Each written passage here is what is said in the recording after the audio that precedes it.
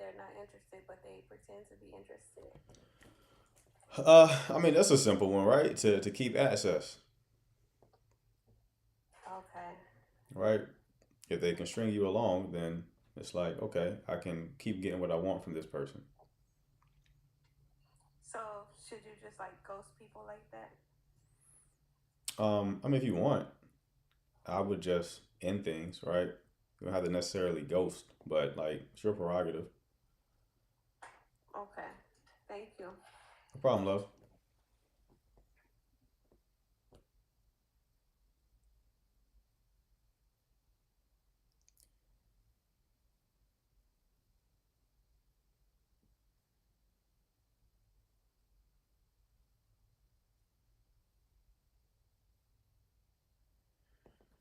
All right, let's get some more folks in here real quick.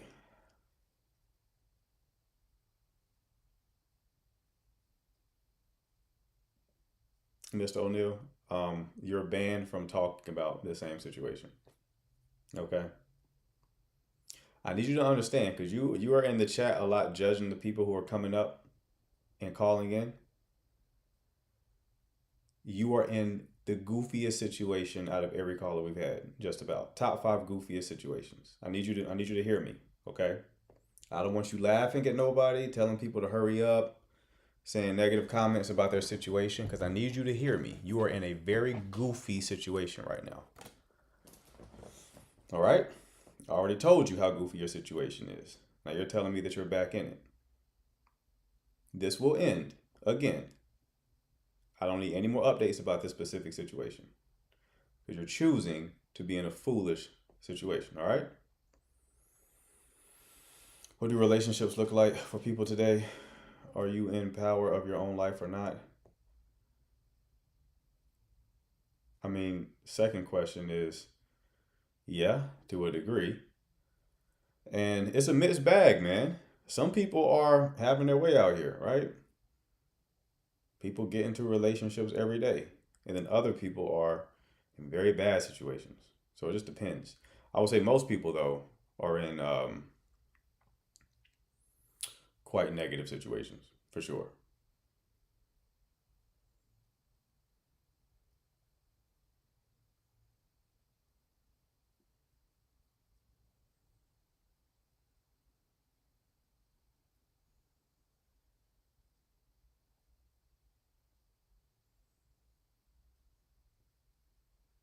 Can a relationship work if the woman is more career driven than the man? Sure, it can.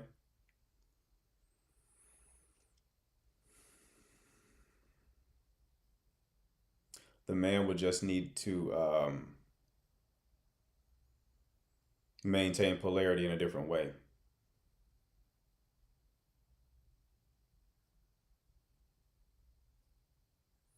Like if he still leads, still is embodying like masculinity,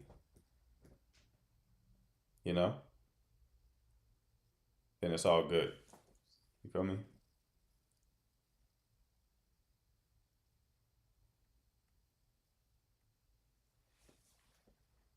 What are you solving here? Any kind of dating and relationship issue.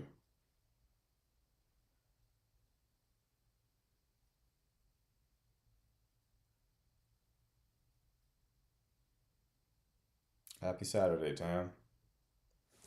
All right, let me see. We got another caller.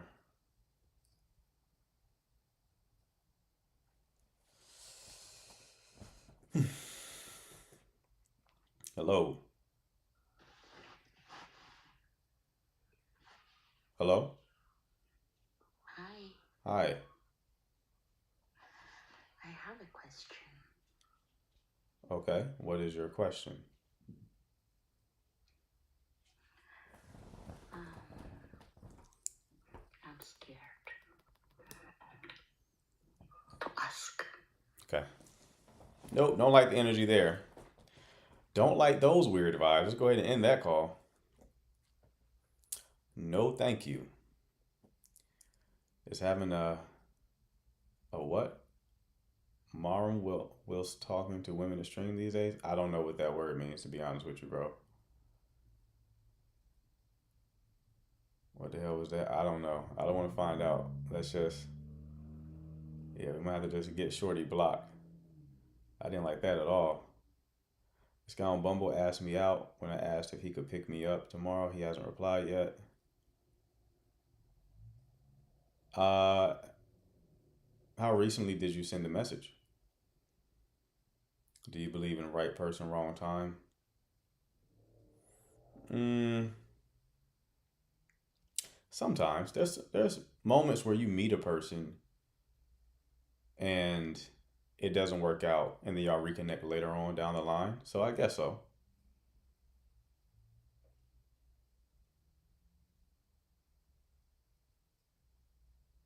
What's going on, Gigi?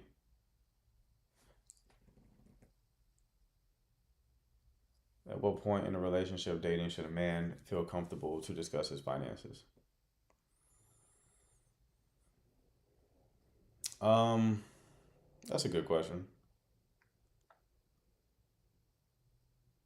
I would say as things like become serious, right? You should be able to get a good gauge during like the dating phase. But as things become more serious, like y'all start entering into a relationship, you start intertwining your life a bit more, then it's probably necessary information, right?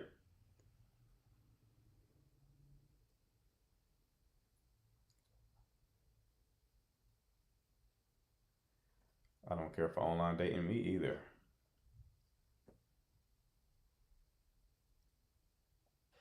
Hello, Hi, how you doing? I'm good. Sorry, I'm having a sore throat, so my voice is kind of like not so good. You're fine. What can I do for you? Okay. Uh,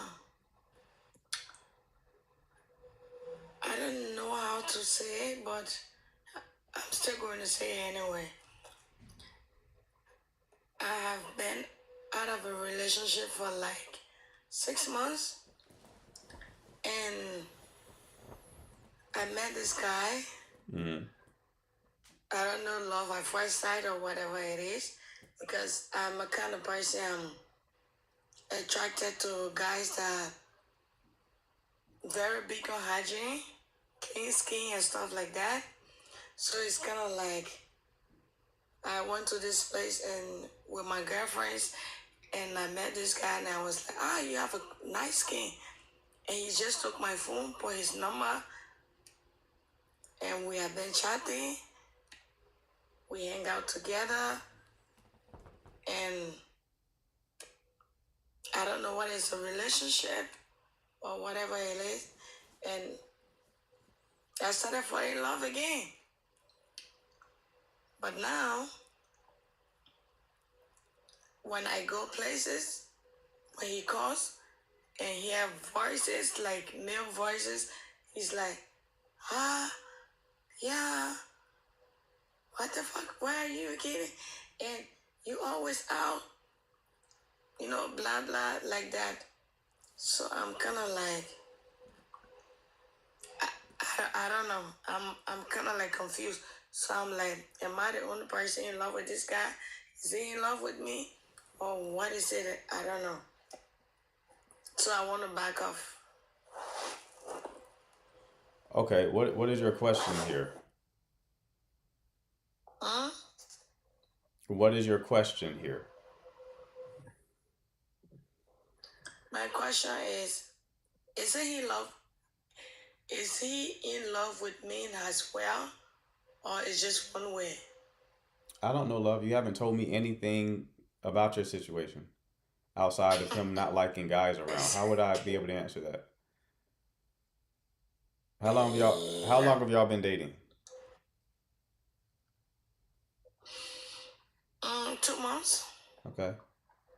Are y'all in a relationship? I don't know if it's a relationship for me. I for me it's a relationship because he's the only person I'm seeing after 6 months. Okay, so he hasn't asked you to be in a relationship with him.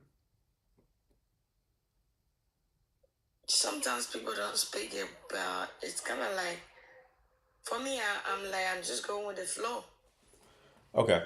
So, I mean, you asked, was he in love with you? I can't answer that question because you haven't given me enough information. Yeah, yeah. Okay, so can't do nothing for you, but I wish you the best of luck. All right. Whoa. I'm gonna guess no though. That's what I'm gonna guess. After that exchange, I'm gonna say I can't see why he would be. Wow, what's going on? Hi, how are you? Great. How are you? Good, I'm back again. All right. What's going on? Yeah, so I have a question. My boyfriend Okay.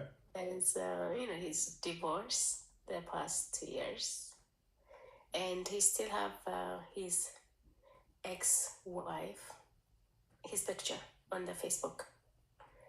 Is that normal? I'm just asking. I mean, to me, it doesn't make sense. Okay. But So you said that he still has his ex-wife picture on the Facebook, yes, like as his header, or what do you just mean? like where is the picture at? Is it just like amongst other Just like pictures?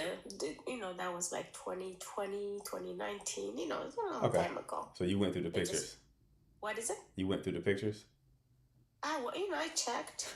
Yeah, I said like why she's there. I asked him, do you miss her? Okay. All right. So And, how long have you been dating this person? since June. Since June of last year. Yeah, I told Um. him just make it private. I told him like make it private. When you miss her, you can see it by yourself. Okay. Are y'all in a relationship? Yes, we are. He loves me. I love him. We love each other. Okay. Mm. Okay. I got you. So how long have y'all been in a relationship? I say since June, which is almost 7 months. Okay. All right. What made you go through his pictures? Like I just went through just to see. Just to see what? Curious. What were you trying? And What were you trying just to see? I don't know who's on the page, Okay. but he never posted or anything. Recently. I mean, like since they divorced or Gotcha. whatever. So you were looking to see if he still had pictures of her up? Yeah. Okay. I mean, it doesn't really matter to me, but I said like, I haven't told him to put my picture yet. He haven't put my picture yet. Okay. But it on does. his social. But it does matter to you though, right? Of course, yeah, I told him like that's weird. Okay. Since I'm on the picture. Okay. And that was you said his ex-wife? Yeah. All right. How did he respond when you talked to him about this? He said, baby, I'll take it down. I'll delete her. He deleted her. Okay. Yeah. All right. So what's the problem here? Yeah, no. Was it a right thing to ask? I mean, like, I asked him why she's on there still. Is that the right question to ask? Not necessarily. It comes across as insecure. How old are you two? We are old enough. We're in 40s. 40s. Okay.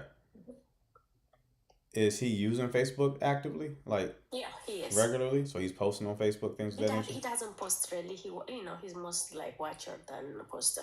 Gotcha. Okay. Here and there he posts, but not really. Facebook is different than these other social media platforms. Like you would have to you're talking about something that was back in 2020. So Yeah, like if just somebody gets on Facebook, they're not looking at their pictures. Mhm. You see what I'm saying? Yeah, I got you. So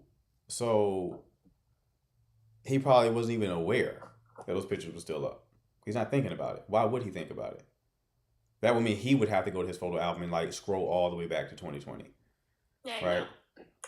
I'm not being insecure, but I'm just like, like No, sometimes you no, wonder. you gotta own it though, right? When I say insecure, I'm not saying like how dare you be insecure. Everyone's insecure. But when you start saying like you're not insecure when you clearly are, that's when it becomes a problem because you're disowning it and now it's gonna rule you unconsciously. It's better to say, oh, I'm being insecure right now. Because at least then you're aware of it. It's a very insecure thing to go on somebody's pictures and go 6 years in the past just to see what they posted. That is insecurity. I mean, like, to me, it's like, I don't think so because, I mean, like, if it's like a past is past, I believe on that, I'm also divorced, so that, I mean, I'm the new person, so I think it needs to be renewed to me. No, it's still insecurity though, right?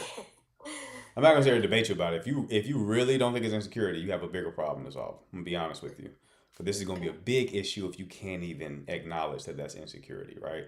Um, you're going 6 years in the past just to see what was posted, and then it's becoming a problem to you. Okay, No, so it just yeah, it was a bit insecure to bring that okay. up, and but it's not a insecurity that's going to like crush your relationship though, right? Yeah, So you yeah. bringing it up, I'm sure he's reasonable and understanding and saying like, oh, okay, well, yeah, I probably should not have my ex-wife still posted on my Facebook if I'm in a new relationship, right? So He blocked her. He blocked her. They so like I'm sure they blocked each other, but just the picture is there. That's all. gotcha. Okay, well, yeah. So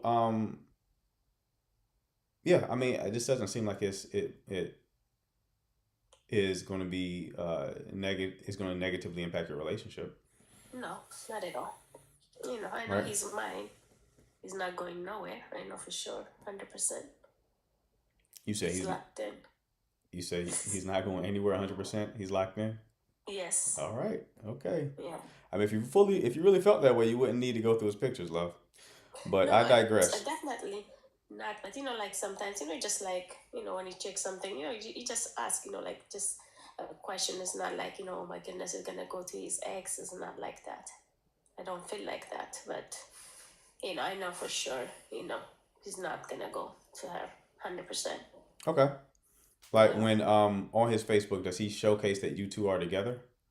You know what? I am the one, like I am the one. I didn't allow him to do that because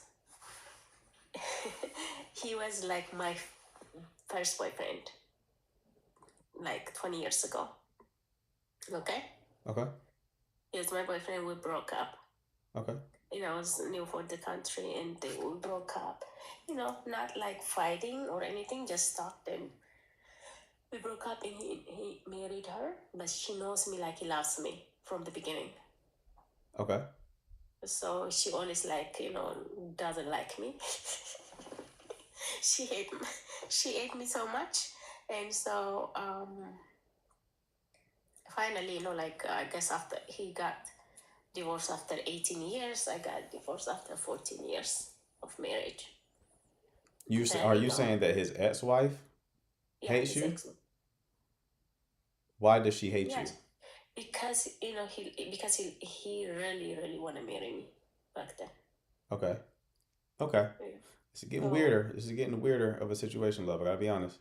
So why do you want a picture of you posted, but you don't want him to showcase that he's in a relationship with you? no, because like first like I told him like I wanted like everything to be like I wanted to form foundation. Like I'm a person. I want to really be sure before I'm putting myself out there. You know what I'm saying? And so now, you know, I know I put him on my social media, but I don't put, I'm not, like I told him, like, we just want to be sure because, she is like, I don't want her to think that I'm the reason for her marriage failure. So, Okay, but why do you want him to post your picture on his Facebook then? I didn't ask him to post my photo on So you my don't want Facebook. him to post your photo on his Right Facebook. now, no. No, not right now. Okay. When Yeah, will because when will you when there's will no you really rush. when will you want that to happen? Anytime. Now anytime. You said what? Now you can post me anytime. Okay. So you're cool with it now. Now I'm cool with it, yes. Okay. Because I don't want it to be like, mixed with But the ex-wife. You know what I'm saying? what I want to be the existing one. I don't want to be, the ex-wife and my picture to be together. So now he can put me anytime he wants. You're confusing me, love. Because you said that you Why? didn't want him to showcase that y'all were together on Facebook.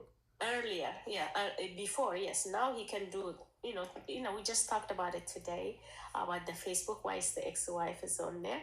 And he said, he took it out. So you didn't want him to showcase that he was with you because he still has his ex-wife's picture up? Yes, absolutely. I don't want it to be together. I want to be just me. Well, Yeah. all right, love. Best of luck. Call back when y'all relationship ends because your laughing is telling me this is not going to last long. So, Hope you have a Bye. good one. All right. Okay. Whoa, some weird people out there, man. One Star, what's going on? Hey, Hey, how you doing? I'm fine. A bit fine. How are you? Good, good. What can I do for you?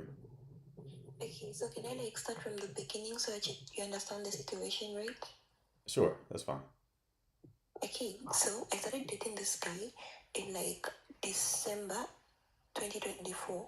Yeah, I met him. That was on the 12th of December, and then it was just real quick, like a week. Yeah, a week after that we started dating, and I dated the person for like 8 months. During that period of dating, that person whereby he never gives in a relationship, or he can be there, he shows attention, and mostly I would say the person really liked to have like intimacy and all that. And each time I would complain, yes, I do understand your Okay, hold on, problems. hold on, hold on, hold on, hold on. I'm trying my best to make out what you're saying. It sounds like you're whispering. Can Does it you? still sound like whispering? Yeah, it sounds like a secret. Like we're having a little secret. Can you talk about just a little bit and start from the beginning? Because I missed out most of what you said. All right, cool. Okay. I'm saying you're able to get me right. So I started dating the person in 2024 in December. Okay. Well, we didn't have much of a talking stage. We started dating right away. I Okay. dated the person for like 8 months, but during that period of dating him for 8 months, the person never showed. How can I explain it? Like it's that thing whereby I was the only one given, Okay. but yes, the person was kind of serious in the sense that like he introduced me to his friends and whatnot. He was there like emotionally, but when it comes to like um him maybe getting me something little to show his appreciation for me, it was zero. I started complaining to him, but he never took me serious. After a while, and then I was fed up and so tired. When I wanted to leave, that's when the person put in effort, started buying me small things, trying to talk to me and whatnot. I still left. After 2 months, I went back because I was feeling lonely and stuff. After going back, the person gave me mixed signals. He talked to me for a while, and then we kissed. After kissing, and then he was like, "No, I can't do this anymore. You left me and whatnot." I kept quiet, didn't text him back, walked away again. After some time, he texted me and deleted the message he texted. It was so weird. I had to call him and be like, "What do you want?"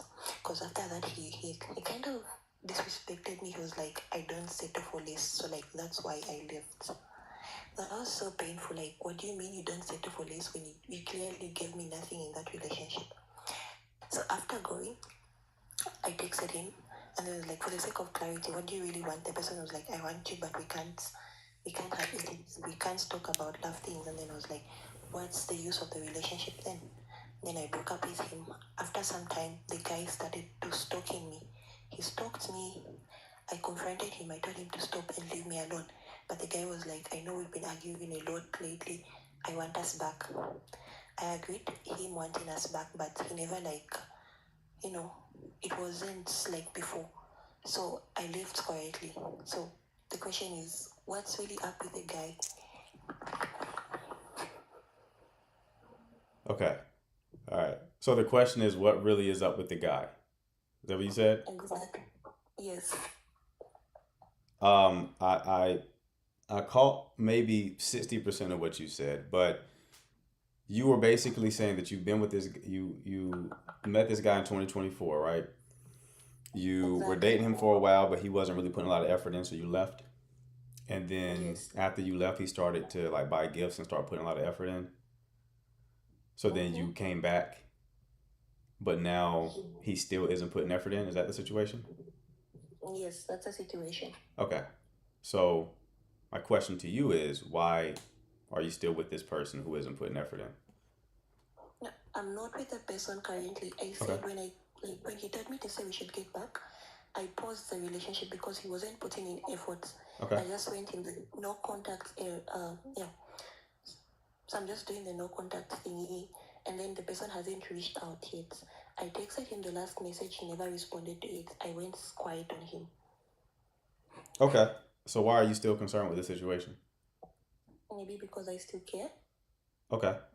But you know it doesn't work, right? Kind of. Okay. So then where do we go from here, right? Like if it's not going to work, what should we So do? that so then it means the person literally does not care, right? Either that or that he's just incapable of giving you what you need. Like the only thing you should focus on is whether or not you are in alignment with the person in question, right? It sounds like you aren't in alignment. The things that you want is not what he's willing to give. And the only circumstance where he is willing to give it is when he perceives you leaving. So Okay. there's no information you're going to learn in this conversation that is going to change your situation. So does it mean that the no contact thingy does not work at all? I should just maybe like move on with my life and then That's what no contact is for. No contact, y'all are treating no contact like it's a manipulation tool. Y'all are using no contact in order to get a response or a reaction from the person you're dealing with. No contact is for you to cleanly break from the person so that you can move on with your life. It's not meant for you to use it as a strategy to get a response, right? That's how everyone who mentions no contact to me, that's how they're using it. Where are y'all getting this from? It is for you to move on. all right, thank you. No problem. Do any of y'all know where they're getting that from? I haven't found like it must be like these pages that like try to teach you how to get your avoidant back or some shit like that. But everyone who's mentioned no contact, they never mention it from the perspective of like moving on. It's always a way to get a response from the person they're dealing with. It's the weirdest thing on the planet. They'll tell me like no contact didn't work. What the fuck do you mean it didn't work? Anyway, Jonah, what's going on? Hello. How you doing? Hi, I'm good. So I just have a simple question. Um, so I've been talking to this guy on Bumble. Basically, he asked me out like for Monday evening. He said we'd go to like a sushi restaurant, and it's on him, and he's got me. And then I asked if he can pick me up, Mm-hmm. and then basically he hasn't replied since then. That was like yesterday, but he usually replies quicker. So I'm like, sum up or Okay. And when was the date scheduled for? the day was scheduled for Monday evening, so basically tomorrow. Okay. Okay. Um, and before he was responding pretty quickly. Yeah. Yeah. Somebody said he might not have a car. Makes sense. How old is he? He's 20. He's 20. Okay, that's actually valid then. He might not have a vehicle. Did you confirm that? Okay. No, but like I just wish that if he didn't, he'd be honest. Like Right. I get it. I just get be it. honest. But that's a possibility. Yeah. But another possibility is, and this is like the trap with dating apps is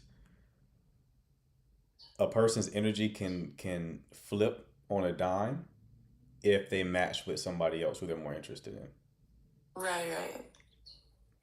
So at any moment, someone who's really into you can just do a 180 just because their perfect type has now matched with them. So that's why I typically don't recommend them. But you said tomorrow's the date, right? Yeah. Okay.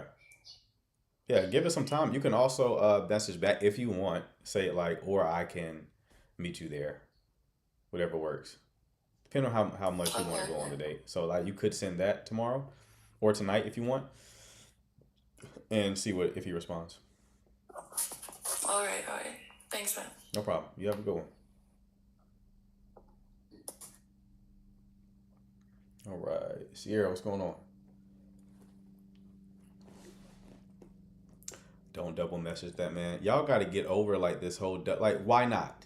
For ego reasons? What are you losing for double texting somebody? What's being lost there? Nothing, right? It's just that's what makes the dating during Like, because both sides are playing that game. Both sides are, I don't want to double text because then that means they have the leverage. That's goofiness. It's goofiness. All right? Chance here, what's going on? Hey, okay. How you doing? Sorry, I was going outside and I'm absolutely freezing. Just a quick question. Do you think you should give somebody grace when you know Hold on, love. they're in love? Your audio's coming in very muffled. I can barely hear what you're saying.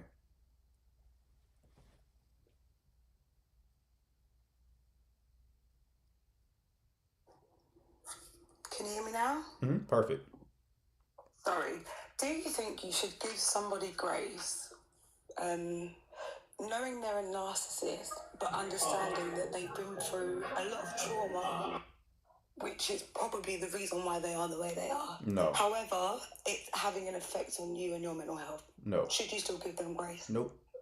You're weaponizing empathy against yourself. There's a story for why everybody does what they do, right? I'm sure Adolf, you know what I mean? I'm sure if you looked at his life, you'll be like, oh, that's why you hate them so much. Like, I can, like, everyone has a story. That don't mean you got to put up with it. Very true. Okay, thank you. No problem. All right, Tiffany, what's going on? Hello, how you doing? Great, how are you?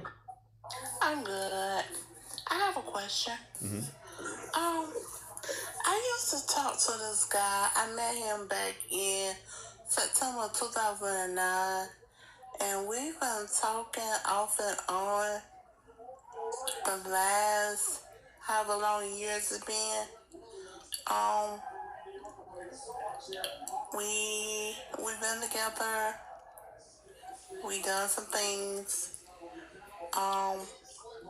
But I haven't talked to him in about a year. But I still have feelings for him. We have a love-hate relationship. We love each other for a minute, and then we can't stand each other.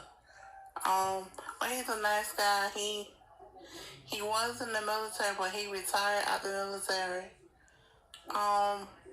I stopped talking to him for about 3 years, but during that time, I didn't know, but he was in a military base where I live during that time, but he didn't tell me that he was close by. But he's been to Iraq and Afghanistan and Kuwait, and he has, I think, 7 kids. He always lied to me, talk about he got a girlfriend, but he don't, and I know he don't. But when we're together, we go out to eat. We spend quality time with each other. We go to the movies. We do like we in a relationship. I got you. What's the question here, love? I want to know, should I hit him up and try to rekindle everything, or just leave him alone? Cause I still got love for him. My best friend will tell you I am crazy over him. Yeah, you should leave him alone. Okay?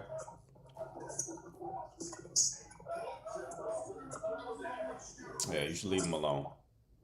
Why would you say that? Doesn't sound like it's gonna work. Doesn't sound like he's as interested in you as you are in him. Okay? Okay. All right. Have a good one. Yes, sir. All right. Who we got next? Evening. How you doing? Hey, Coach. So I have a general question that I wanted to chime in on, right? Yeah. Pertaining to what you just said earlier.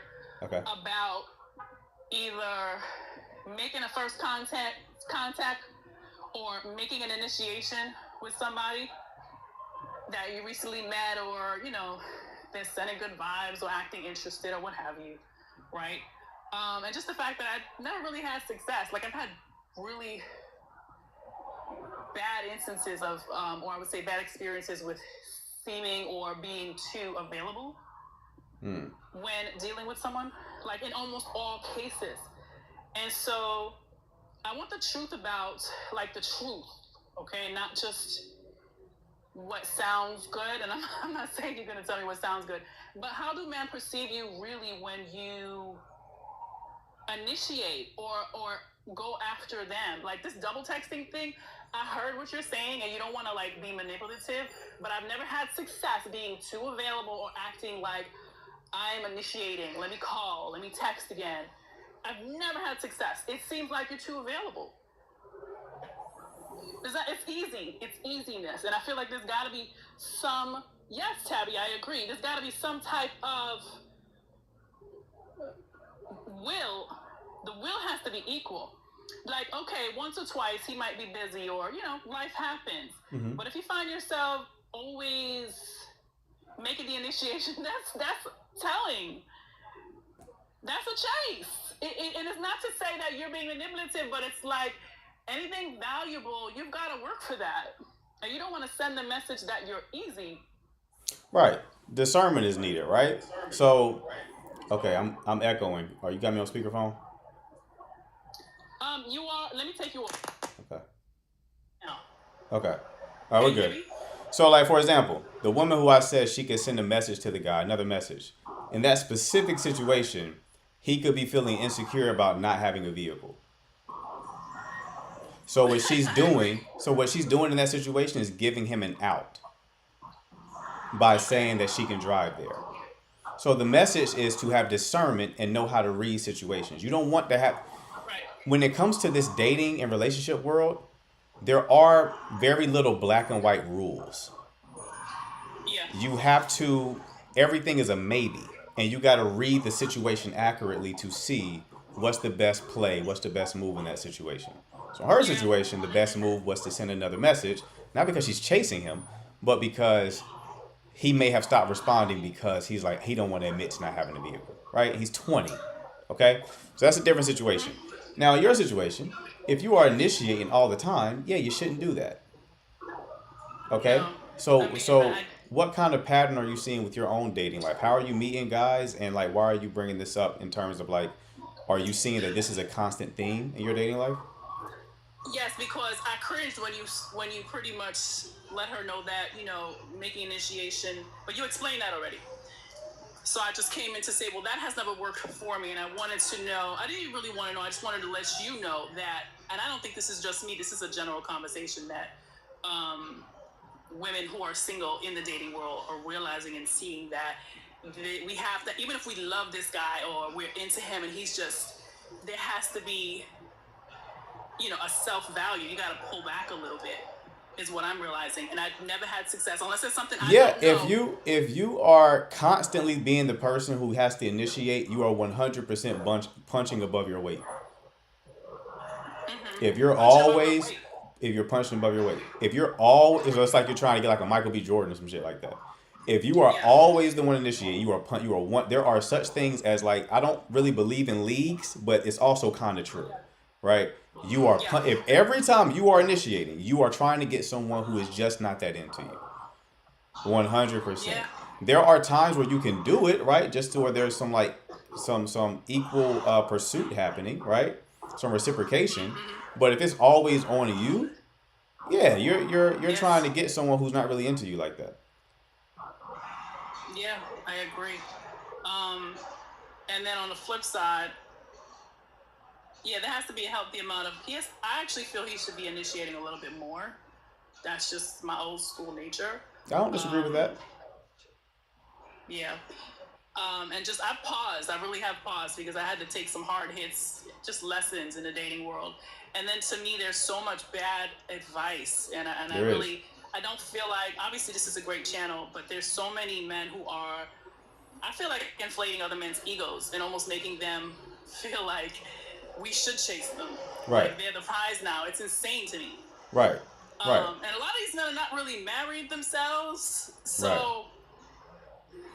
Right. It's a lot of guys who give advice, especially when it's like in the manosphere or red pill. I mean, it's both men and women, to be honest with you.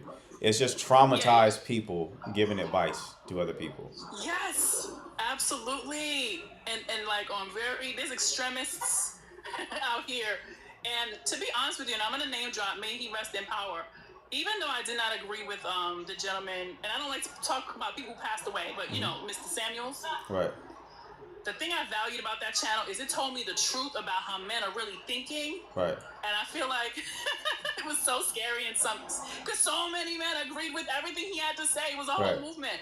Right. And the sister put it to me. She was an attorney. She was like, "No, he did this a favor, sis, because now we know how they're thinking. They were full-blown Samuelites, like on the edge, talking about we don't even need women." And it was, oh Lord. But it's So what you have to be. Always healthy. Yeah, what you have to be careful with though is like there are different paradigms that people come from, right? So so if you look at like a channel like that, and then you look at the comments, you're basically dealing with selection bias. So the only men who are really commenting are men who agree. The only men who are watching are men who agree, right? So you can't say that that's a representation of every man. I'll give you an example. That would be like me going to like a Share 7 page and seeing all the women agreeing and be like, oh, all these women just want us for our money. See what I'm saying? Like, no, there's truth to it, right?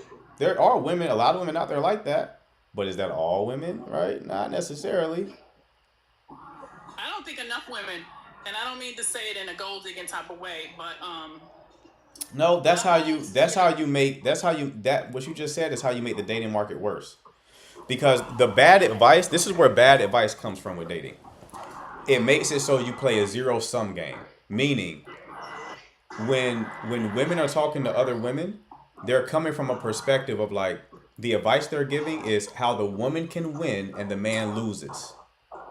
Right? Zero sum. Yeah.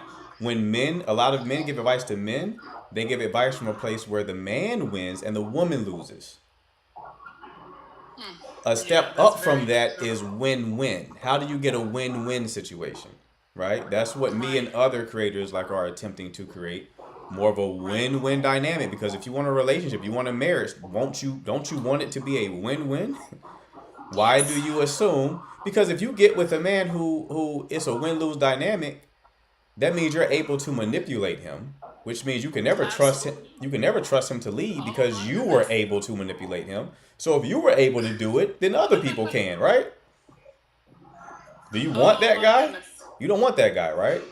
No, there's no respect. Unless you just wanted the money and then you're fine. Right. You know, a well-trained canine. Exactly. So it's like, that's where it comes from. It's like, these people are damaged.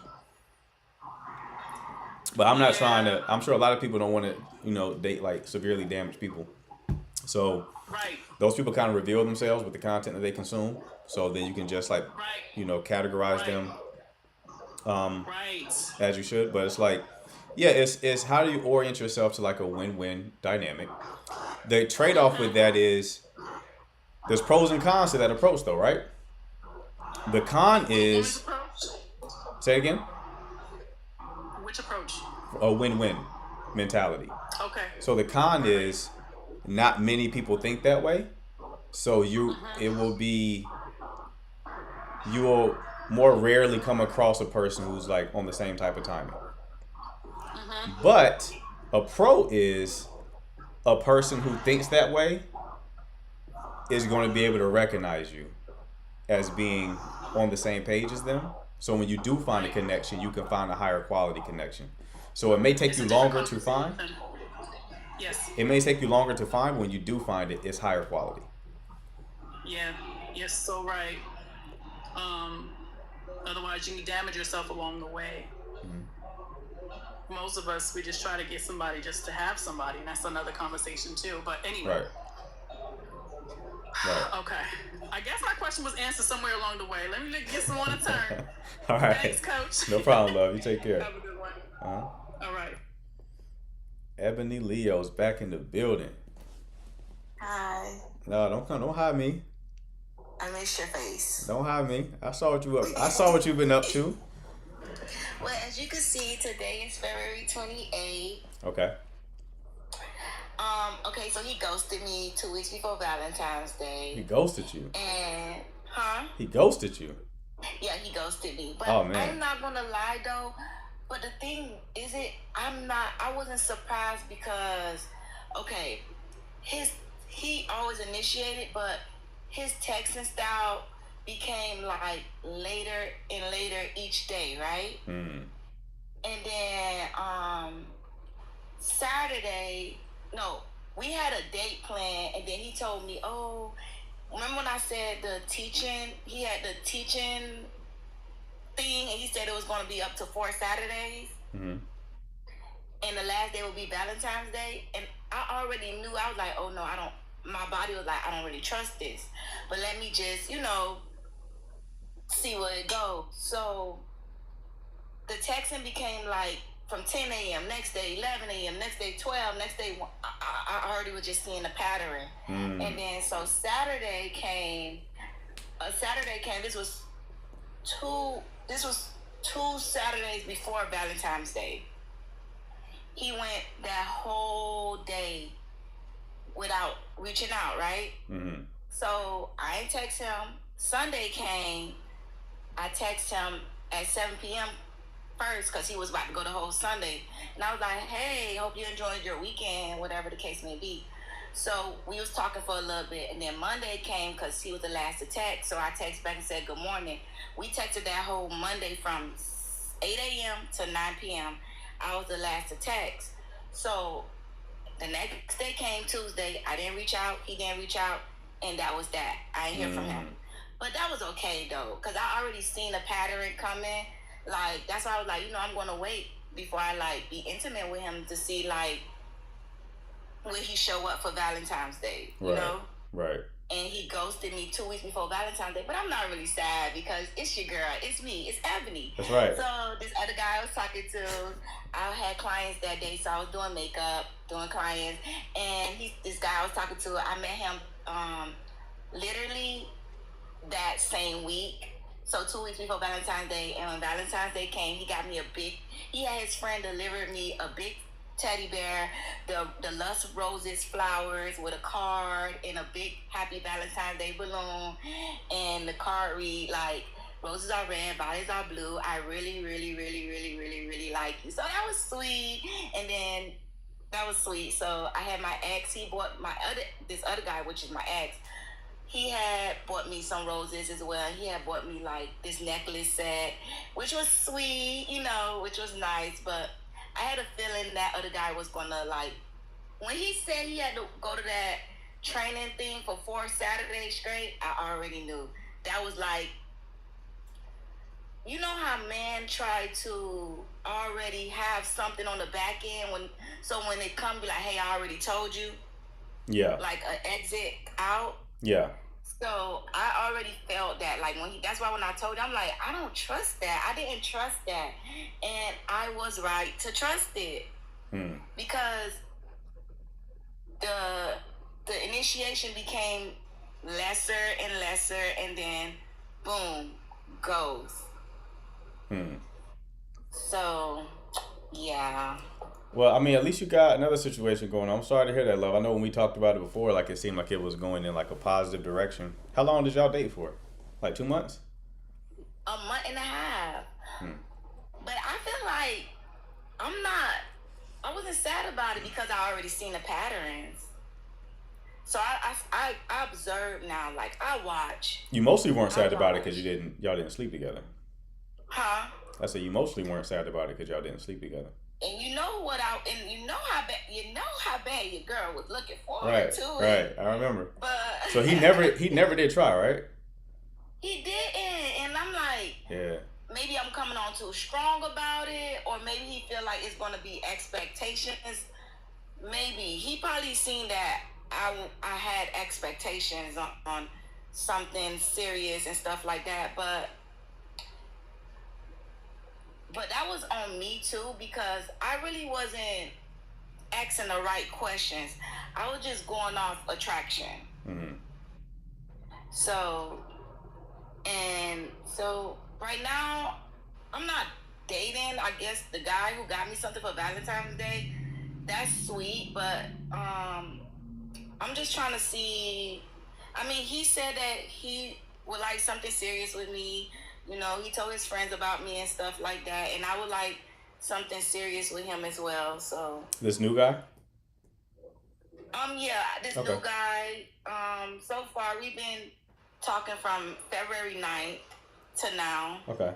And you're still holding off for him as well, or has he already?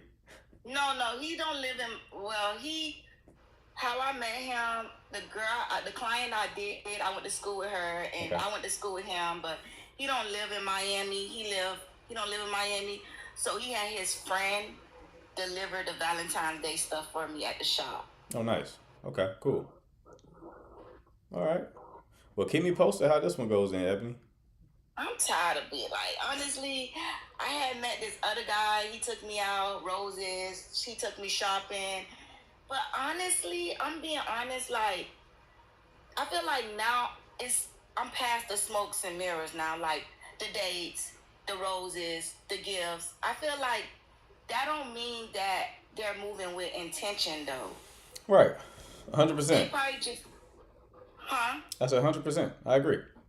Yeah, it don't mean that they just doing it because they find me attractive and they feel like that's what I would want and I would require. But that don't mean they actually like moving with intention. And it's like for other women would say, oh, that's the bare minimum, like, or they'll think that it means something. But once you experience it more and more with men, you realize, oh, the dates don't mean nothing, the money don't mean nothing, the gifts don't mean nothing. Right. That don't mean he like me. That don't mean he want me to be his Only girl. thing is consistency of behavior over time. Yes. That's only, and it's like, and the downside is that means you have to wait to get confirmation. But that's the only way you're going to know, because everything, it takes time to show fruit, right? So you have to. This lady said, I'm gonna have to get to her. Thanks, Emily. We have to get to the other callers. Excuse me, ma'am, but I wasn't even talking as much as the other lady, but maybe something triggered you. But let me go. All right, Ebony, keep me posted. All right. Okay. All right, love. You take care. All right. A happy black girl. What's going on? Hi. So I really just want, I guess, another male perspective, because I haven't actually had this conversation with a male that is not a friend or a family member. Okay. Right? So wanting logic and objectivity Gotcha. on the topic. And it's mostly around titles and commitment, I'll say. Okay. So I was seeing someone for a while at the time. I want to say maybe about a year.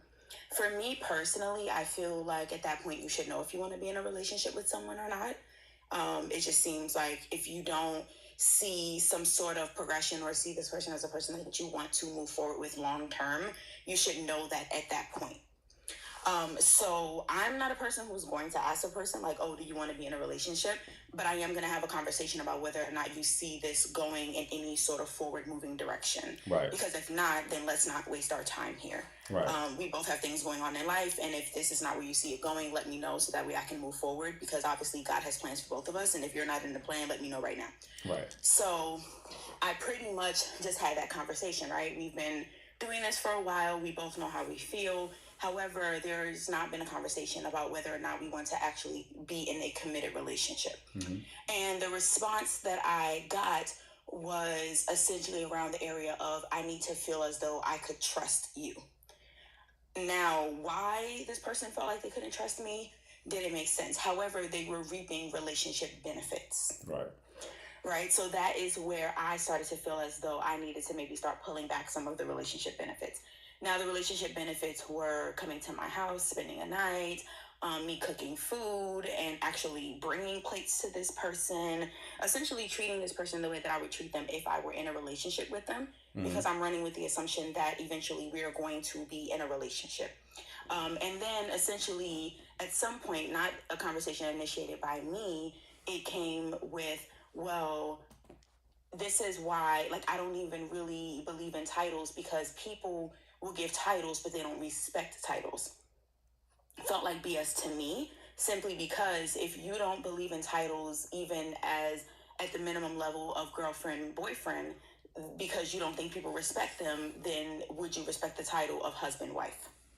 Right. So it felt like if you so for me, but you say that you hold marriage in some sort of high accord, right? So for me, it's like you should hold it, but that's a title. It is a role. It's a title. These are all titles that align with roles. So at that point, I actually never had a conversation after that about a relationship or a title, I should say, simply because I'm like, what are we doing here? I'm not finna do this. I'm a grown woman. Like, I'm not gonna sit here and ask a grown man to be in a relationship with me. However, I felt like I would give it time because of how I felt about this person and let things play out. So then at another point during a disagreement, maybe at this point we're at about the 2 year mark or 2.5 year mark. And the conversation was that he didn't feel like I was prioritizing the relationship or us, which is why he was not open to giving us a title. Which, of course, for me, just felt a little bit like, why would I prioritize a man who's not my man? Like, I would prioritize my man, a man who came to me, who prioritized spending time with me, who prioritized dating me, who made me feel like being with me was a priority in the first place. So for me, it's like, if you don't want to give a title, then why would I act in the role of that title? So for me, it just kind of felt a little manipulative, but also at the same time, I wondered if maybe I was having the wrong perspective about it, because I do try to be objective and say, well, if you both feel how you feel about each other, then maybe the titles don't matter. But also, I try to honor how I feel about these things, because if a relationship title doesn't matter, then why would a marriage title matter, right? To me, these things matter because Right. I do hold marriage in high regard. Right. So I'm interested in how another male would view these things. And I've been watching you for a little bit, so I've kind of like gathered that you seem to be pretty logical and pretty fair on both a woman and male's perspective of things. Sure. Okay. So just so I know, what's the main question you have here? So do you think that the idea of titles makes sense? I mean, of course, I know it's subjective, right? Everyone is different, so things matter to people or not. But do you feel like the circumstances of that situation were manipulative? Do you feel like it really made sense in that type of situation? Do you think that if someone is acting in the role of a relationship, that of course the titles should be there in a relationship? And kind of like what I presented, that sounded manipulative to me. It sounded like someone just didn't want to be in a relationship, but they wanted the benefits of a relationship. Right. Bingo. You got it. You said y'all were together for a year? This was at the point when that statement came. It was about like 2.5 years. And I kind of just made it clear. I was like, I actually have not even asked you for a relationship. I have not said anything to you about a relationship. You keep bringing it up every time you get frustrated. However, you're free to do whatever it is that you want to do, just like I am. Okay. So why 2.5 years? Did you not want a relationship? I did, but when he said to me that he basically would not give me a title until he felt like I was prioritizing the relationship, it just always seemed like there was always this mark to meet before I could get the title. So and I felt like it was his responsibility to lead. How long? Right? How long into dating him did he start to make those type of proclamations? Not until I brought up the conversation of, we're doing this thing, and eventually it was kind of like a year in when I approached the situation of, we've been doing this and there's no title attached to this, and I don't want to continue to operate as a girlfriend without being a girlfriend. Yeah. Okay. Yeah. This is yeah, he didn't want commitment, and that's also a long time, love. That was essentially a situation. That's how I felt, but I felt like I was being very patient. No, you abandoned yourself. That wasn't being patient. That was you abandoning yourself. If you want a relationship, like I say all the time, like us men, we know within 3 months if we really want to be with somebody. Okay. So, and that, like, sometimes they may want that, but then just be emotionally unavailable, which ultimately doesn't matter because the end result is the same.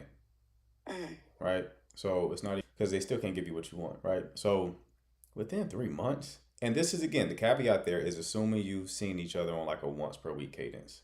This is like, we're talking long distance, things of that nature. Obviously the timeline varies.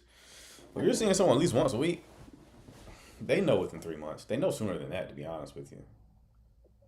I know within 3 dates if this is going to be something for real. So so yeah, that whole like, and it's not even,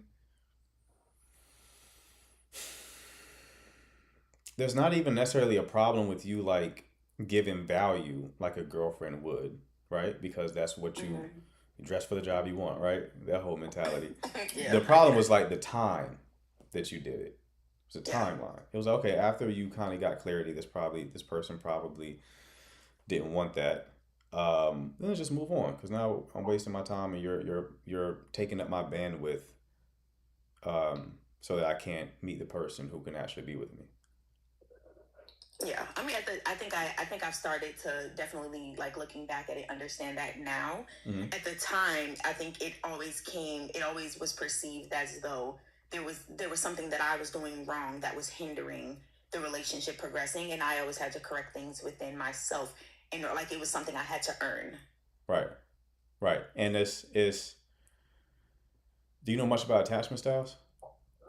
I know a bit about it as I've grown a lot in kind of like my own healing journey, Okay. but I've never really dived deeply into it. I think a lot of errors that, and this is something that I've learned about, like, because I have had two very loving and nurturing and healthy, like, parents in my life. I think that I never thought that these things applied to me. Right. So it really delayed a lot of my process in learning about these things and realizing that even though you may come from like a healthy relationship with your parents and a very good upbringing, that you Right. can still fall prey to a lot of these things and a lot of these manipulative tactics from men, and that you're not, like, people think this comes from like not having a father in your life or coming from a broken home. No, but that's not sometimes necessarily true. listen, when I work with male clients, they'll describe their parents as being great, but when we unpack things, they realize like, oh, there were certain needs I didn't get met, Have right? met, yeah, So it's like absolutely. you could have a parent who your experience of them was that love is conditional, meaning maybe you perform, you do well in school, right? You achieve in some way, shape, or form, and then they're just more loving to you, and then you learn the lesson. Oh, love is conditional; it must be earned. You don't think that consciously, but like that's what your nervous system learns. So as an Yeah, that's adult, true. you seek out, you know, partners who reinforce that dynamic. Where in order to be with them, you have to perform. You have to earn their love and affection, right? Again, it's unconscious, but you're playing out that same dynamic. So that's not to say like, oh, you have, if you're insecurely attached, that guarantees you had a bad parent. No, they could have been a great parent. They just could have been missing this one little thing, because they're people too, right? And then that happens to have impacted you in a particular way that is negatively impacting your adult relationship. So, I mean, it's worth looking into. But I agree. but yeah, so it's good on you for ending the situation and getting back to yourself and not staying trapped in that for too much longer. But yeah, we know within 3 months. Okay. Okay, that's valid. That's valid. So it wasn't. It was definitely not patience Right. that Right. was needed. It was just the reality check. Exactly. You got it. Okay, that's valid. Well, I appreciate it. No problem, love. You take care. You too. Thanks. Marie, what's going on? Hello, can you hear me? Mm-hmm. Okay. So I'm just trying to figure out if I'm bugging or I recently broke up with somebody I was talking to for a while, for maybe like I'll say 3 months. We met actually last May.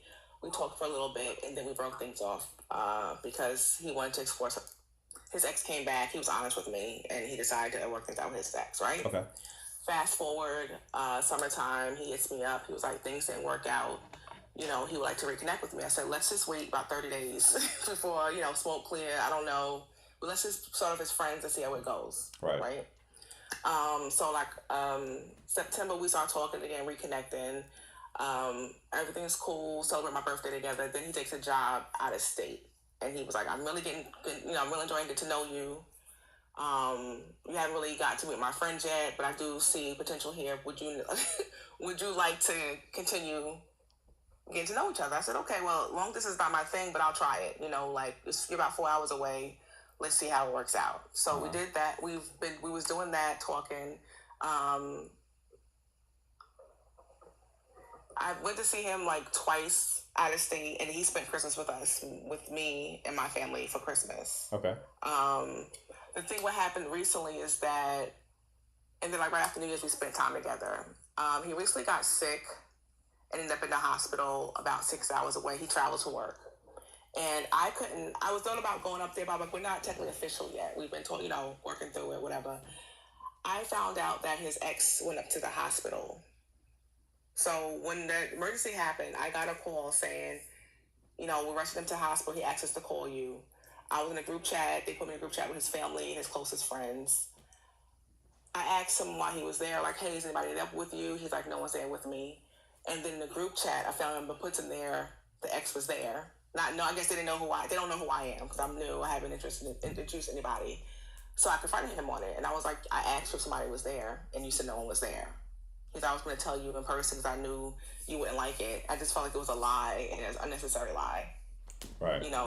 And I broke things off, but I'm like, and he's like, I'm the one that I had them call you first. You in a group chat with my family and my friends. That's showing you how important you are to me. So he didn't ask the ex to call him to clarify. His friend told the ex what happened because it was a dire situation. The friend called the ex. The ex called him. He's like, don't come up here, but she still came up there. But he didn't want to tell me that she was there because he knew I would feel away. Right. Okay. So, am I wrong? I mean, I broke things off, but I'm like, am I bugging for breaking things? Should I try to work things out or at least leave it alone? Because clearly he's like... Nah, you were bugging. You were bugging for entertaining him after he told you his ex came back. To be honest. Okay. All right. I can take that. Right, because it's like, yeah, you don't accept second place, because like you put yourself in a position to where, okay, what's stopping his ex from coming back again? Yeah. Like you only have him because she's being nice, and she don't want to come ruffle, like mix up the dynamic. Like that ain't a good situation to be in. So yeah, so the mistake was made earlier in the process. Gotcha. When he first came back, when he first went and came back, I should have said like I wasn't number one. It should have been a thing. Right. Okay. Exactly. Yeah. You person for you. You gonna be the prize pick for them, right? Right. You're not the consolation prize for nobody. Yeah. Yeah. That's it. Okay. Thank you. That's all I wanted to know. No problem, love. You take care. Are you too? All right, Mia, what's going on? Hi, can you hear me? Mm-hmm. Okay. I have a few questions. I'm just going to start with the first one I wrote down. Okay. Well, she took notes. She came prepared with questions. That's what I'm talking about. Yeah, trying to keep it organized. Okay. So the first question I have is, how would you advise I should navigate using dating apps? I know you discourage it, but that's what I'm using right now, and I would like some advice on how I can go about it. Why are you using it right now? I just feel like I don't go out enough to meet people. Okay. I could work on that, but... Yeah, but that's the real problem. Yes, but my life right now doesn't really give me a chance to, so... Okay. What I would tell you is, the moment you connect with someone, don't entertain anybody else. Okay. So talk to one person at a time is what you're saying. You don't necessarily have to talk to one person at a time, but like the moment you connect, no more people. Okay. Until that connection ends. That just puts a stopgap on your lower nature, ego. What happens on dating apps a lot of the times is, I hear a lot of women who are in situationships. And oftentimes, if I ask them how they met the person they're in a situationship with, it is usually a dating app situation, right? That's where they met the person. The reason for that is you obviously want to match with the person who you're most attracted to,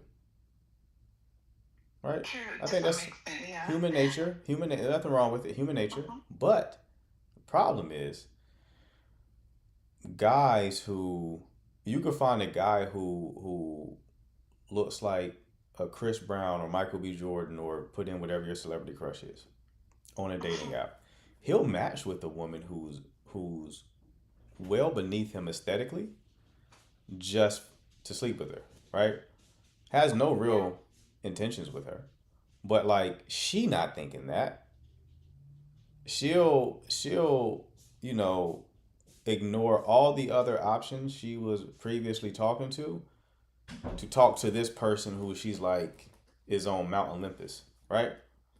Mm-hmm. And then that creates a situationship.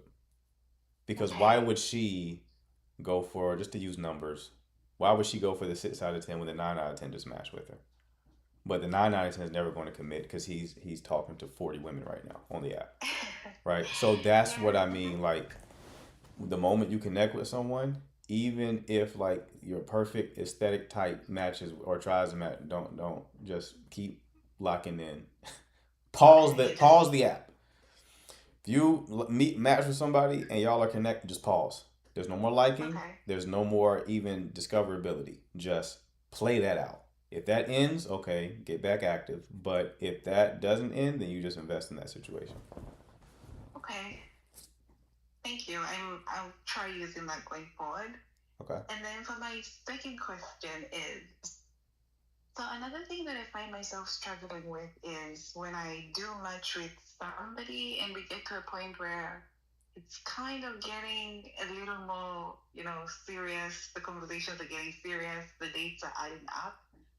I start getting anxious and I can't deal with it. I find it to be overwhelming sometimes. And I'm just like, ugh. Like when you get on the app and it's about you're about to go on a date. Is that what you mean? No, I mean it in a sense of, so I've been on the app for a few months now, and I have matched with some people where our chemistry has been really good. We've gone out on a few dates, and then they start leaning towards actually proposing, getting more serious, and it just makes me anxious sometimes. And I don't know how to deal with that. What about it makes you anxious? For starters, I don't know. I guess sometimes I just find it hard to believe that the guys actually like women. Sometimes, like they can actually genuinely like you without negative intentions behind it. Okay. Yeah. Okay. So, So it's like a trust thing. mm, You don't trust that they are being forthcoming with their true intentions. yeah. Sometimes it tends to feel that way. I don't know why. Okay. Well, this is essentially a fear, right? Only way to overcome fear is to face it. So Okay. you have to force yourself to lean into that connection. If trust Okay. is a hard thing, then you kind of microdose vulnerability, right? Getting closer with the Yes. person. So just pace that. Like be a little vulnerable, then a little more vulnerable, and a little more vulnerable. Pace that over, months of dating. And when you start to show more and more of yourself and let them in more and nothing bad happens, then you teach your nervous system that you're safe here. Now here's the caveat. Mm-hmm. Dating apps a lot of the time select for a particular type of person. It's the bottom of the barrel of the dating market. That doesn't mean everyone up there is the bottom of the barrel. That's not what I'm saying. There are Okay. high quality people on dating apps, but here's the thing: they don't stay up there long. High quality people tend to get on dating apps, stay for like a month or so, then they get off immediately. Right? The people who you see up there who are up there month after month after month after month after month, nope. They're up there for a Becoming reason. one of those people. So it's like, so if you already are hesitant trusting people, you are in the worst environment to prove the opposite to be true. Okay. You're in the least trustworthy. You're saying I have trust issues, and I'm also dating where trust is the lowest. Ah, okay. That makes I sense. see. Mm-hmm. That makes So sense. it's the worst environment for you because you're probably going to have some bad experiences up there, and that possibly can Yeah, amplify the trust issues you already have. that's true. That is true. I just have to start going out more. Okay. And then, so let's. Oh, okay. So now to what's happening currently in my life. So I've been talking to one guy that I matched with, we've been talking from December, and we've been on a few dates now. I think maybe 6 dates. I wouldn't say, I don't know if this happens to everybody, but sometimes when you meet people, you're like so excited to meet them, and the emotions are all over the place. But with him, I didn't feel that way. It just was calm and peaceful. So it just made me wonder, do I even like him, that kind of thing. And then at this point, after these few days, it's starting to get somewhere, I think. Although I was telling my friend about it, and she is saying it's taking too long for him to put a name on the relationship, and I don't think that's the case. So I was just asking for a guy's perspective, We've been talking for almost 3 months. Is it still okay to just still be talking? Or should he be saying, trying to label the relationship or something like that? You saying should he be trying to progress it into something more serious? Mm-hmm. Yeah. Okay. Weren't you questioning whether or not you even liked him? Well, I was in the beginning, but after we've been on, the days that we've been on, he's also very introverted. So it's not like I could see his personality right off the back. No, it took meeting him a few other times to actually get a sense of how he really is. Okay. All right. That makes any sense? Yeah, I mean, like I said, guys typically know within 3 months. Okay. So you're saying he probably isn't interested. Then why would you make the effort to go out and plan date? Something to do. Also, to sleep with you. What? Sorry? Also to sleep with you, but it's also something to do. Okay, you know what? You have faded. I guess I needed to hear that. Mm-hmm. Okay. Well, thank you very much. No problem, love. You take care. Yes, well, thank you. Mm-hmm.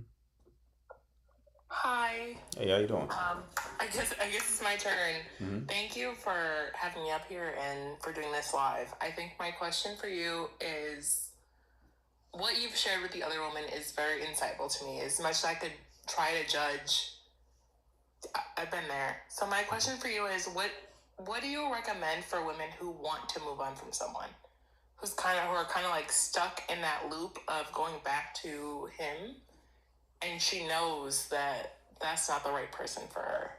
Like, what is your advice? How do you get out of this loop? Yeah, it's hard. So I mean, obviously you go no contact, and I would remove everything in your space, both your physical space and digital space, that reminds you of them. So there's no following them on social media, none of that. If it's really hard, I would block them on everything, right? Not out of malice, but out of just like, I need space. I don't need you initiating anything with me. And you kind of like treat it like a drug addiction, right? You gotta. So what would you say when he goes no caller ID and he still tries to contact you and still tries to reach out, and you've tried those steps? And I'm sorry if this sounds dumb, but this is something I'm genuinely struggling with right now. Yeah, he's making it harder for you. Yeah, I mean, if he's doing, have you told him that you want to end it and you don't want to deal with him anymore? Yeah,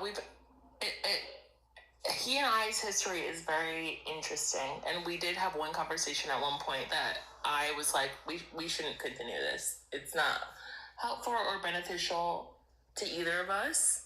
And then at that point, yes, he was blocked on everything, but then I got the no caller ID call, and here I am again, sitting in this not fun misery. So yeah, I mean, someone in the chat just said, just don't answer calls that don't have caller ID.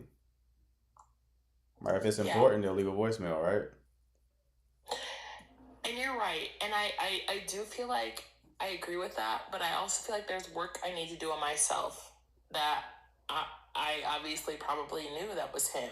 Mm-hmm. And when I answered those calls, now this has been months ago, right? But I probably realized that, yeah, that was him, and I wanted to hear from him. Right. So I don't know if you tell your clients anything to like work on themselves, because I There's understand no. it's me. Y'all, Yeah, y'all there's can criticize me.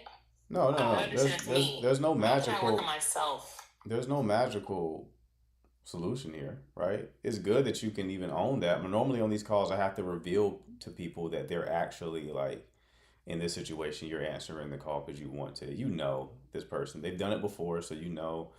You know, if you get a call with no caller ID, it's probably them calling you back. You just want to talk to them, right? But you have the awareness of knowing that a part of you actually wants that. That's good. It means you're not far off. But you just have to do it, man. There's no secret. Okay. There's no secret sauce to give you. It's just some people are serious about it and others aren't.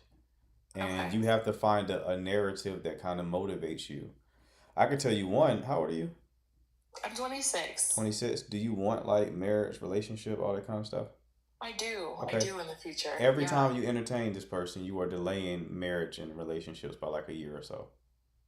Okay, and listen. I'm not trying to be weird or difficult or anything like that. I Go ahead. respect you as a dating coach and someone who has expertise in this field. Mhm. But like these are things I know, and so I was just kind of like, maybe it's therapy. Maybe my answer is therapy. But I just kind of wanted to ask you, because I know I'm delaying. It's not going. the Therapy person was who's just right for me. yeah. Therapy is just going to give you more awareness. You still ultimately And have I to. still know. Yeah. Yeah. You're ultimately just going to have to muscle up and do it. Okay. Take it a day at a time, right? But it's like no, just someone like diving deep into your childhood is not going to magically give you the strength to ignore the call nets. You have to just do it, right? And it has to be important enough for you to do it. A lot of times, again, like we call it, I use the analogy of it being like a drug addiction. Sometimes people have to go through enough pain to stop. You Okay. might haven't gone through enough pain yet. And if I'm not trying to do that on this call just to save everyone's time, because I do respect that you're here on your dime. But yeah, he's put me through a lot, and even still, I'm still kind of like, this is the man I'm thinking, and I don't understand. I don't understand. Someone said I'm desperate. Yeah, I kind of am desperate for his validation. Like, I'm aware of all these things. You can't really tell me anything I don't know about myself, but I just wanted to see if you had some advice to kind of break this cycle, because I do acknowledge all the things. I just don't know how to get myself out of this. I'm sorry, y'all. I don't mean to disappoint y'all. I'm sorry. It's a little bit embarrassing. And Well, I will give vulnerable. you one little thing that may help you a little bit. Don't like your identity in this situation might be holding you back. Don't look at yourself as someone who's trying to stop talking to him. Okay. There's a book on like that a lot of I think it was written in like the 80s called How to Quit Smoking for Real. I think that's the name of the book. Recommend it to everybody, right? Like even if you're not a smoker. How to quit smoking. Okay. Yeah. So the biggest part of that book is they told people to stop identifying with someone who was trying to quit. Okay. Because then you just stay in the state of trying to quit. You instead just say, I don't smoke. Okay. And that mental shift gives you a different identity. You're not someone who smokes, who's struggling with quitting. You're just someone who doesn't smoke. Okay. Okay? Thank you. All right, so give that a try and follow with me, all right? Can I just ask you, one last question, and this is, I'm grateful for asking this, but there has been a little bit of feedback in my life of like, when you text this person, you shouldn't say certain things, you shouldn't do certain things, and I feel like in my mind, my thought is the right person for you, you can never do the wrong thing with. What are your thoughts about that? That's not true. No, that's not true. That's stuff that makes people, it sounds good. It's like people say like, well, if God has it for you, you can't mess it up. It's like, no, yes, you can. There's all the stories all throughout the Bible of people messing up. Okay. Their calling that was for them or the promises. Moses never made it to the promised land, right? So, yeah, you still got to do your best. Okay. Thank you. you. I don't want to take too much more of your time. I appreciate your advice and your help, and have a lovely night. I'll be here watching. All right, dear. You have a good one. All right, who we got next? Mana? Hi, how are you? Great, how are you? I'm good. So it's not really kind of a question, but like I just want to get your thoughts on, you know how like I was watching a video briefly and it was saying like, okay, women have a lot of options on men, like dating wise, like men approach women more than a man would approach the other way around. So there was a video saying like the man is the one who actually chooses the woman, like chooses their wife. Mm-hmm. So I just want to know your thoughts on that, like, because I always thought like in my head, like, okay, men approach women more, and there's a lot of options for women, but like, what do you think on that? And I was gonna go into like my situation, but like, do you feel like a man chooses the woman he wants to be with? Like, you're talking to him, you're giving all your time, you're getting to know him, but like, if he shows you he's gonna choose you, you could have 20 different men. It's the one guy that's gonna choose you. You don't choose him. I'm a bit confused on the question, but I think I see what you're getting at. Like, women are typically the gatekeepers of sex. Men are gatekeepers to commitment. Okay. Right? So, like, for you to sleep with a woman, she has to obviously give you consent, right? For you to enter a relationship with a man, he has to be willing to get into that type of container with you. Okay. So I guess what I was trying to say was like, okay, like a lot of women, we feel like we have a lot of options. Like men always approach us as multiple men. Right. It could be a man talking to like one or two, three women. Right. Type of thing. So is it the man that always has the upper hand? Because we think we have the upper hand because we have multiple options, but it's really the man who chooses us. I mean, the man has the upper hand in the like when it comes to commitment again, right? Okay. The leverage kind of switches once sex has occurred. Okay. Before sex has occurred, the women typically have the leverage in the situation. Okay. Once sex has occurred. The reason why I was saying that, because I feel like it kind of like sunk into me because like, so I was like, so the culture that I'm from originally from East Africa, and our culture base is like a little bit different. So we're basically, like marriage is everything basically, and like we don't do the boyfriend and girlfriend thing. Mm-hmm. So it's like what I found myself in is that like, okay, I was married for a long time, and now I'm back and trying to get back into the dating scene, which I didn't know is as scary as it is because I've been married for so long. Because that's what I was taught my whole life. I've been talking to a couple of people, and I heard what you said to the other girl earlier, like, you know, get to know people, but then like once you connect with one person, just stop talking to everybody else and just focus on that one person. And I feel like that's how my mindset is. Like, I can't talk to multiple people. If I connect with one person, like, I just can only focus on that person because I can't multitask like that. I can't fall in love with multiple people. So I feel like there's one guy that I really had a connection with, and we were talking on the phone for hours, and I really thought like that was a real connection, but like, I guess it wasn't, honestly. Like, he just basically was honest with me because I kind of like brought up the thing like, hey, like I feel like we talk on the phone for hours because he's a truck driver. So he's on the road majority of the time. So we're always talking on the phone, but like he hasn't set a date for us to meet in person, and I'm not used to that. So I'm like, okay, I'm feeling insecure because I'm like, do you not like me? Because we're on the phone for hours, but you're not setting a date. I feel like I'm more pressed than you, but you're more pressed to talk to me on the phone all day. Okay. So what I'm trying to say is, does he like me or he doesn't like me? I don't know. I'm so like sad about it. You haven't met him, so y'all don't like each other. Okay. You can't determine you like someone unless you have an embodied experience with him. You like who you think he is. You don't know that man. He doesn't know you either. So you shouldn't be really investing that much time like building a remote connection with someone unless you know you can meet up with them relatively quickly. Okay, well, thank you. I don't know, maybe just like a mindset on like the culture I'm from. I don't know, like it's always like, I don't know, well, from my culture, like we don't engage in like physical activity and stuff like that. It always has to be like of a more connection because we have like a set rule on like it's 3 months and that's it, without sex, touching, anything. Yeah, I mean, So you don't have to touch them. When I say embody, I don't mean like you're being physical. I mean you have to meet the person, okay, right? Because like yeah, that's what I was telling him. there's aspects of attraction and chemistry that are like unconscious, like pheromones, things of that nature. Like you can't smell that man's pheromones like over the phone.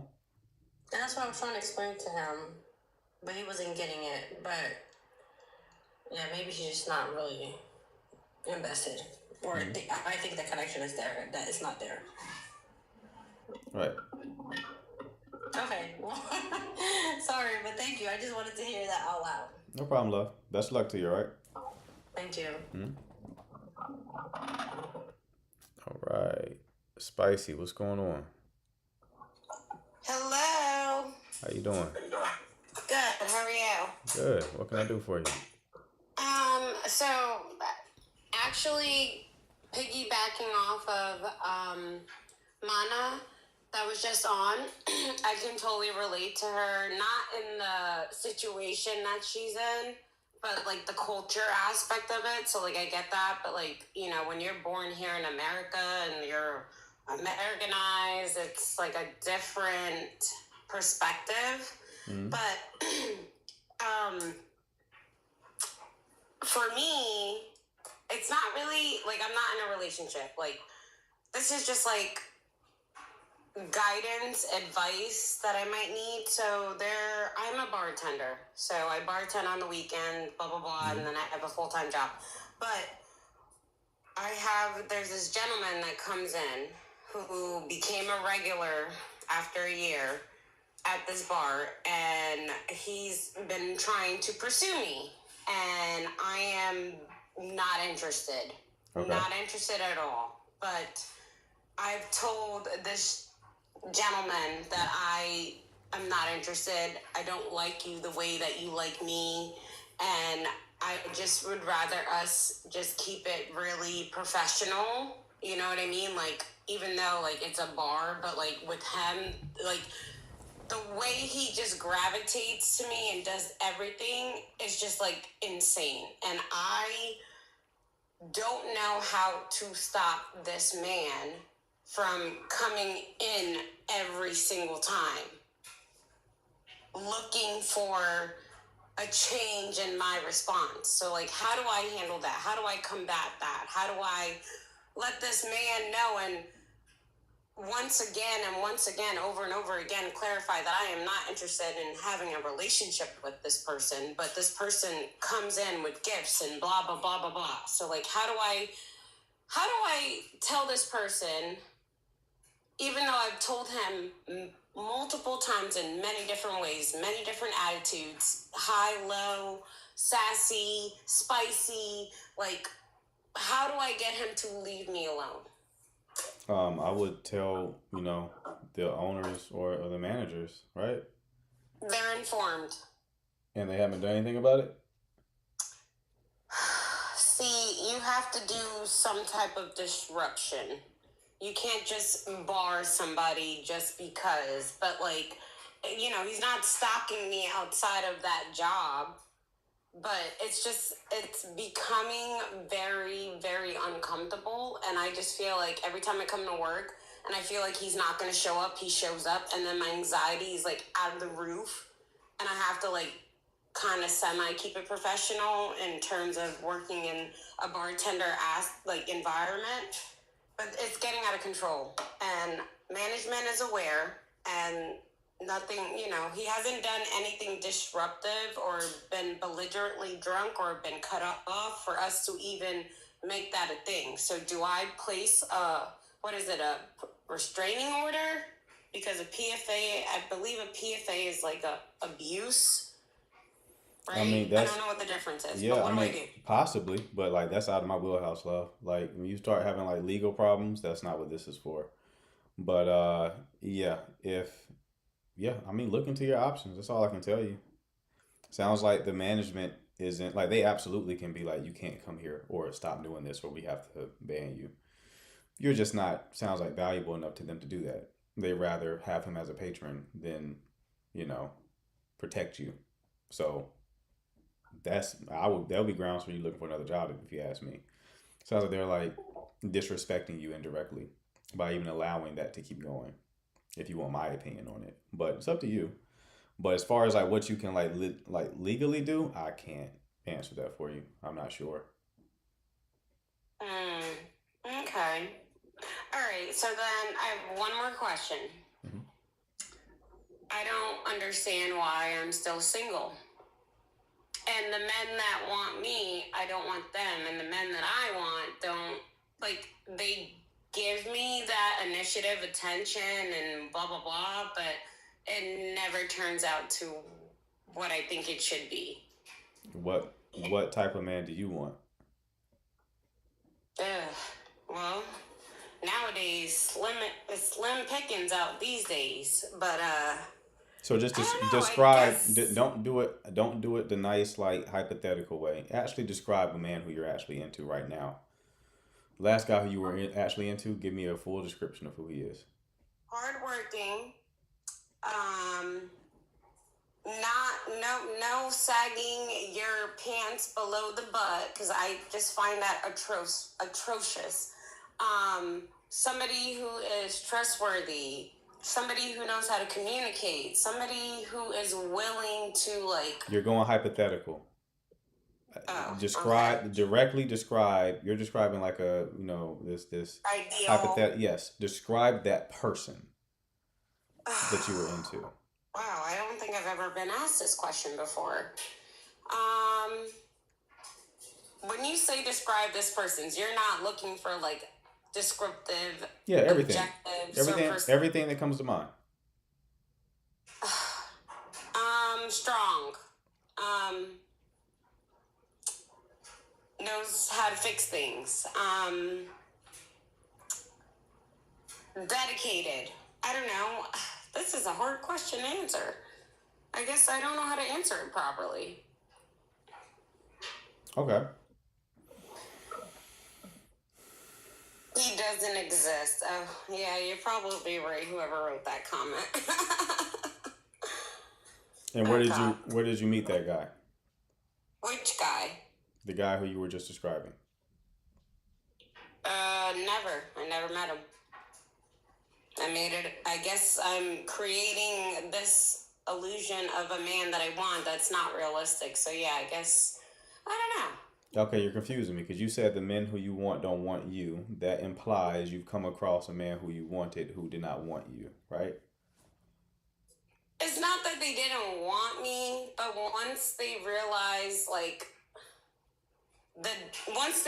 the depth of me, they kind of, backed away a little bit. Okay, but you see and how... that's kind of piggybacking off of the last young lady. Do you see... Hold on. But do you see how you're now describing a real person? Oh. So why couldn't you describe that real person when I asked you what qualifications or characteristics that real person had? Right. I don't know. I guess I never put my guard down to I don't know. Okay. I can't help you, love. This is a very simple question, right? Like, I can clearly describe the last person I went on a date with. I'm struggling to understand why you can't describe the person who you were attracted to. Who I last dated? Who you were attracted to. The kind of guy who you said is not choosing you. Tall, dark, handsome, really smart. He articulated his words really well. I was like, okay, you're educated. Cool. I like that. But then homeboy had a ring on his finger. And I was like, what's that? I'm like, you just wasted my time. Like, what are we doing here? And then he's like, yeah, it's complicated. I'm like, oh, okay, well, I'm complicated too. So I just kind of walked away and removed myself from that situation. Okay. So if your type is not choosing you, you're probably punching above your weight. My expectations are too high? Yes, you're not a match for what you want. maybe I'm not in the right environment. Possibly, but if I was a betting man, you're not a match for what you want. Now, you can become that. That's not a permanent state, right? We can all improve ourselves. So you can become a match for who you want, or at least get close to it. But it sounds like you're currently not. Right. I mean, I've been single for a while now, so maybe I've been single because I don't know what I want. I guess you're right. Okay. Well, I do appreciate that. Thank you so much. No problem, love. You take care. Yes, have a great night. OMG, what's going on? I have a question. Do you give advice for wanting to date as a single mom? That's fine. Any advice on that? Sure. Yeah. What advice would you give? So what? What advice would you give?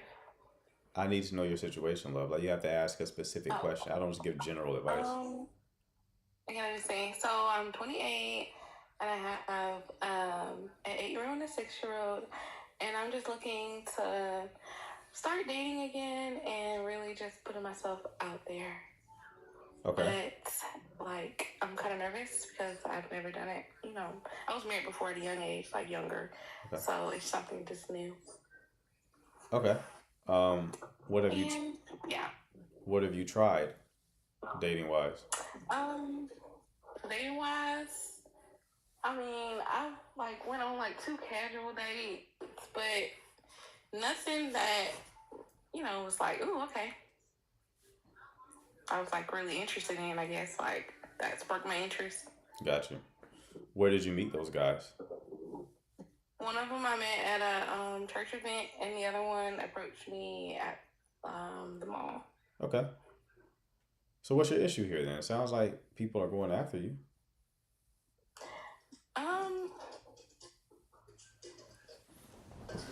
Maybe I'm holding myself back. Maybe I'm kind of nervous. Like, I don't know what my real issue is. I just haven't felt a spark when, like, I'm, you know, dating or conversating with these individuals that I've got approached by. And I don't want to do the online dating thing, so... Okay. I mean, that just because you didn't find a spark with those doesn't mean you're doing anything wrong. That's what dating is. Right? Okay. You go through people who are not a good fit. Hopefully, maybe you learn from those people. Like, maybe learn more about what you want, stuff like that, right? And then you stay in the game until you find someone who's a good fit.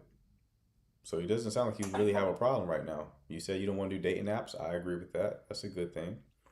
You said you met someone at church, so you're open to connecting with people within like a community aspect. Right. So yeah, it's just a matter of like enduring until you find a good connection. Okay, why are you against dating apps? Because it's like the bottom of the barrel of dating prospects. Okay. Doesn't mean that everyone up there is like bottom of the barrel, but it's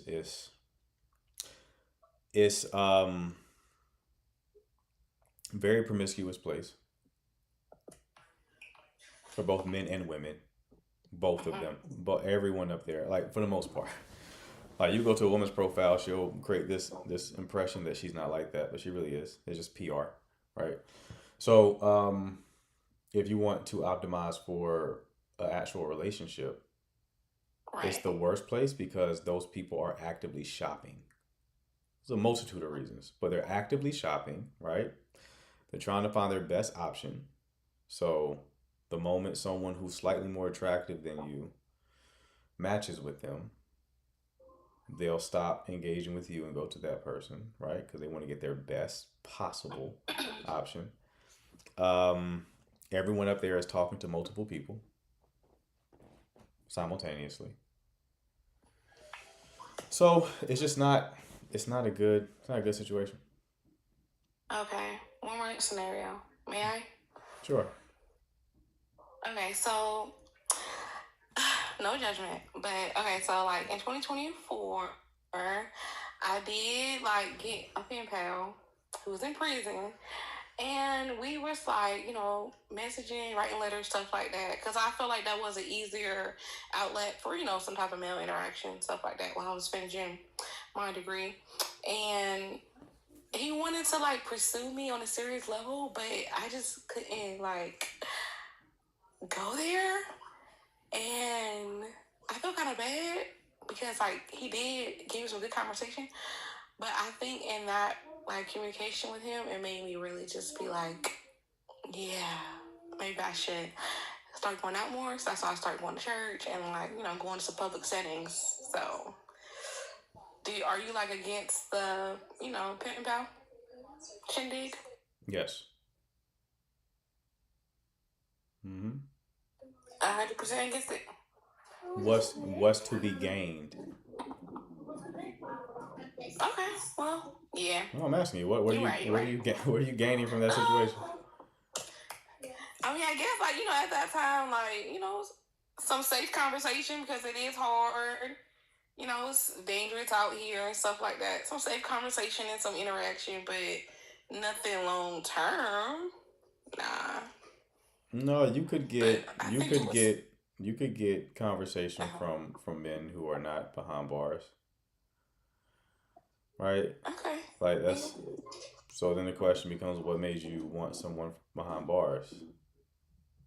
It wasn't just the conversation with the man. That's a cop out. Ooh. You could have DM'd somebody on Instagram and had a conversation. Go ahead. I didn't go looking for that individual or looking for that type of communication per se. It's just, you know, it came up within, you know, somebody that I knew who knew somebody like that. But I did entertain it. I'm not gonna lie. But I was just curious, you know, and like I said, I had a lot going on at that time. But I did cut it off because I know obviously I deserve better, and you know, like I really would like somebody in that real form, not in that type of like communication. But yeah. Yeah, I mean, typically that kind of stuff is fantasy. It plays into just a dark female fantasy. Like some women actually will seriously entertain it, but it sounds like in your situation it was a fantasy. So you had no real intention of dealing with anything. It just was a little bit of flirting with danger. Oh, this person's behind bars. They're dangerous. Ooh, and maybe that like turned you on a bit. But that wasn't something that like you actually sounds like you really were going to explore. Okay. Cool. I appreciate it. No problem. I'll just, you know, put myself out there more. Okay. You know, yeah. Don't tell the guys who you're dating that. What? Their prisoner story. Oh, never? Okay, keep that between the chat and you. Okay. Yes. Thank you. All right. Have a good one. Good night.